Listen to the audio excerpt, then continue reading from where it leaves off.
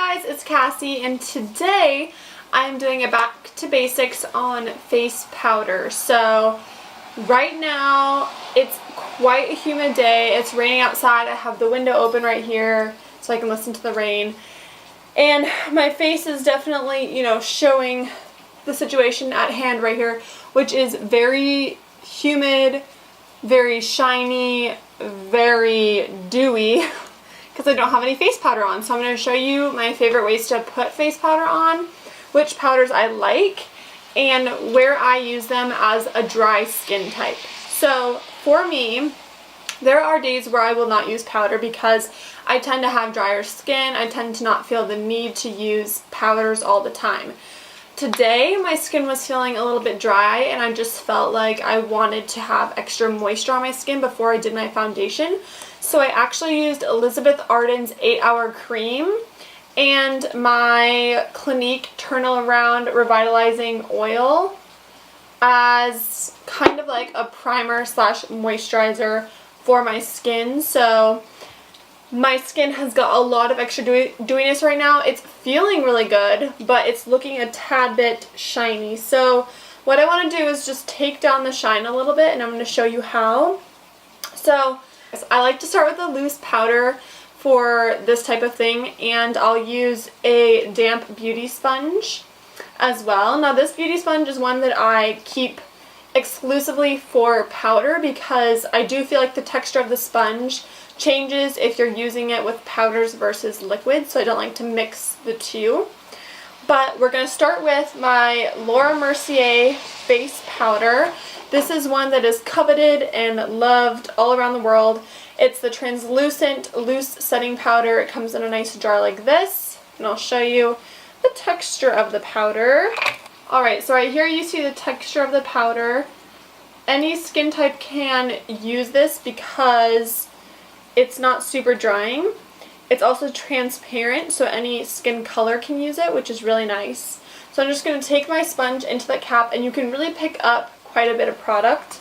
And I want to eliminate shine in a few key places on my face.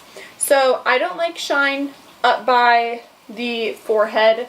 I feel like it makes your hair look dirty. I feel like it just does nothing good for the face. Hygienically, it just doesn't look very nice. I like to take away shine in between the brow, and then I like to go under the eye, kind of in this triangle region, because I feel like that having that shine there actually makes me look more tired. It accentuates any lines or divots or shades that are looking a little darker underneath the eye, so I do it powder there. I'll go around the nostrils because I tend to lose foundation really quickly there. Touch my nose a lot throughout the day, or whatever the case may be.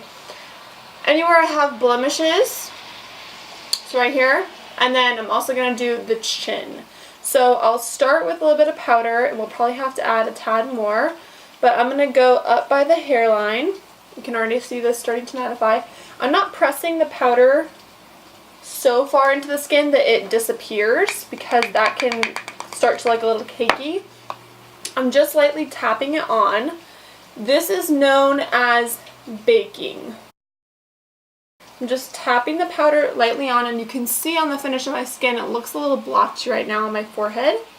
That's just the powder sitting on top of the skin. I'm going to go under the eye and down the side of the nose, and I feel like already that lifts the face so much more. Does a lot more justice to the texture of your skin as well when you have mattifying powder kind of in these center regions. I just tapped it right here in between the brow.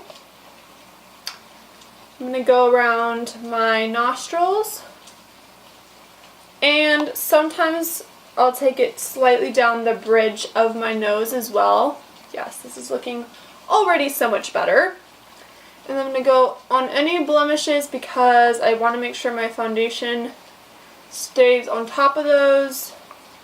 And then a little bit on the chin. I do want to mention this powder is not inexpensive. It's a high price point. It's from Sephora. It's from a name brand that is professional quality, Laura Mercier.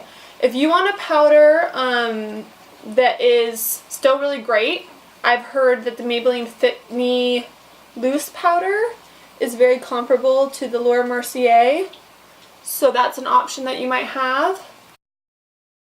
Okay, so there's the powder on the skin, and I'm going to let that sit for a minute while we do one last step for powder. And that is to use a brightening powder on top of this to wipe off the bake. Today I'm going to be using the Park Avenue Princess palette. I've used this before, and inside here we have a selection of 6 shades. I'm going to use the more pink toned highlighting powder today, which is Halo right here. To use that powder, I'm going to go ahead and take the Morphe 438 brush. It looks like this. It's a tapered powder brush, very dirty, and I need to wash it badly. Don't take after me. And I'm just going to dip my brush into the powder, and then I'm going to start to wipe off the Laura Mercier transparent powder with this brightening powder. This helps to keep the smoothness and not drag the powder across your skin, because like products work well with other like products, so a powder is going to wipe off a powder a lot easier than just like a dry brush would. Just helps to prevent any dragging, anything like that. So I'm just going to swipe that off, and already the skin is looking so much better.